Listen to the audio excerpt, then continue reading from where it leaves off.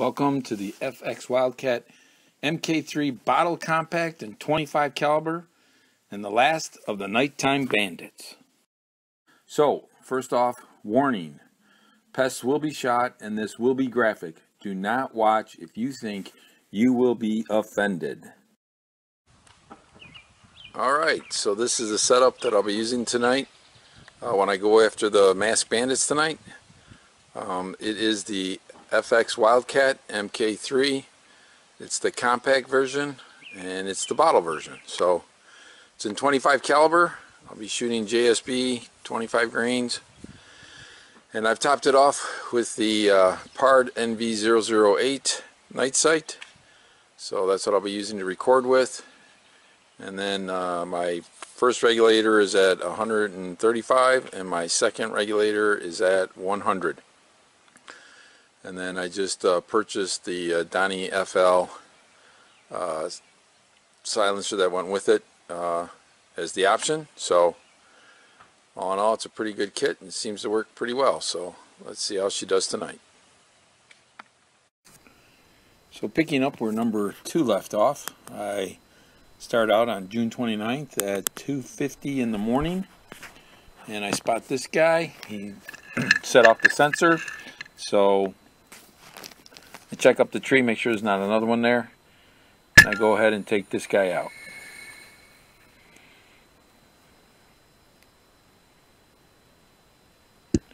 So he starts to dance his jig, and rather than bore all of you with the long jig that sometimes shooting them does and doesn't end any slower, I just decided to cut out a bunch of the jigging around.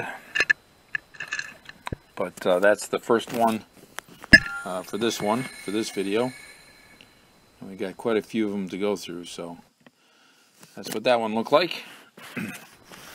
Next, so now I'm on the 6:30 now. It's 20 minutes after midnight, and this guy set off the sensor, and he's walking slowly through the yard to, I suppose, look for worms. Can't really tell. He's not pouncing, so I'm not quite sure what he's getting, but eventually wanders over by the bonfire pit, and he stops for a moment for me, and then I'm able to go ahead and take him. So here it is. Get him with a nice headshot as well, and he immediately goes into dancing his jig. So I had a comment where somebody said they shot a raccoon and it didn't do the jig, and as you can see by all the ones that I've gotten here, and and I've posted everything I've shot in the head, they do a jig. So not sure where that guy had hit it, but none of mine just drop. In fact, one of them drops and I don't think he's dead, and we'll cover that one at the end. But so I get that one. So now it's the same night. Now it's 1:37 in the morning, and this little guy decided to set off the sensor. So he's underneath the bird feeder again, and so I just go ahead and take him out. And God, he was jumping all around, so I just cut all that out, got it toward the end.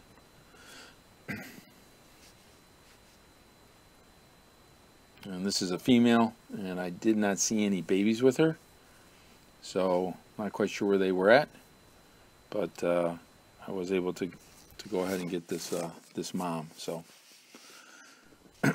so now I'm 23 days later. It's now July 23rd, 10:30 at night, and this little critter sets off the alarm.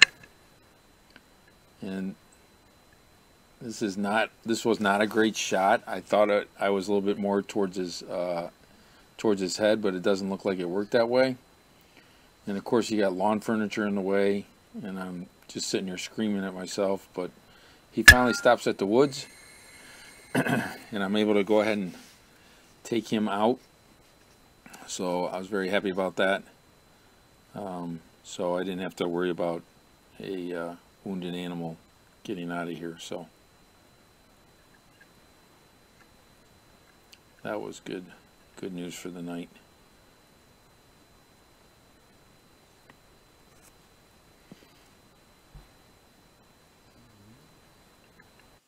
And so there he is. And now I'm on July 29th at 10:16 at night. And again, underneath the bird feeder. Got this one coming around. And I go ahead and line up on him and take him out.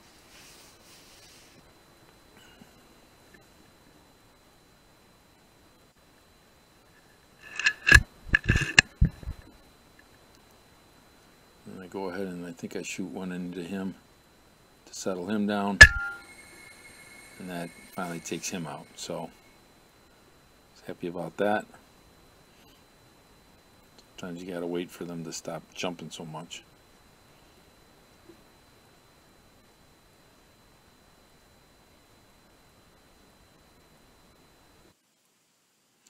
So this was a very large one, 17 pounds. Couldn't believe how big he was. All right, July 29th now. Now it's almost 11 o'clock at night. And the sensor goes off again. So I am not getting a lot of sleep on the 29th, that's for sure.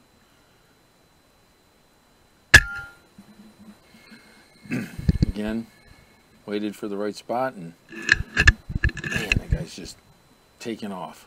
So shoot another one in him, trying to slow him down. And sometimes it has an effect, and sometimes it doesn't.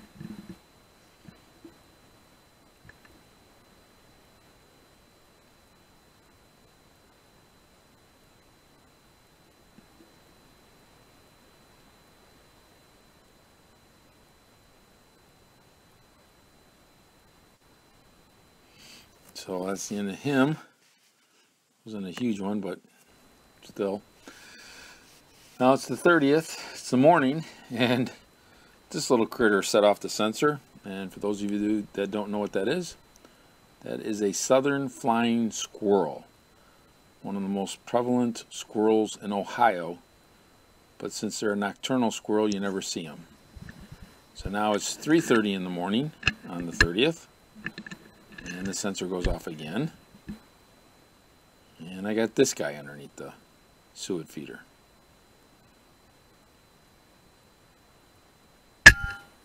And I go ahead and take that shot. And he's doing a jig.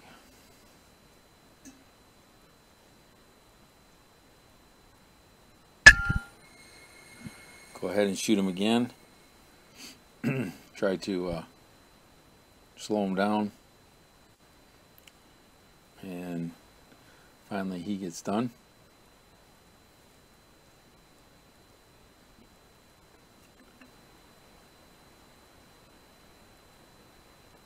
So that's the end of him. And now almost 4 o'clock in the morning, I get another alarm, and lo and behold, another nice little guy at this feeder. And wait, and I take it. I think, okay, this is a good shot. Sure looked like a good shot. But as I'm watching him, I'm like, he's not kicking. He's not doing the violent thrashing around like everybody else has. And I'm like, I wonder, does this guy really hit well? So I go ahead and take another shot, and now he starts thrashing. I'm like, so even though some people say that they don't normally do that, everyone that I've shot so far, they've all done this, and because I didn't see it in this one, I thought maybe he was hit kind of bad, so I went ahead and hit him again. As you can see, that was the right thing to do, and finally put him out. So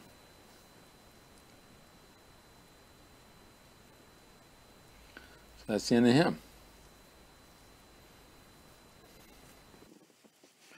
So all in all, for this summer, there were 24 total that came through the yard that I got this summer season. So thanks for watching, and please like and subscribe, and any comments please leave below.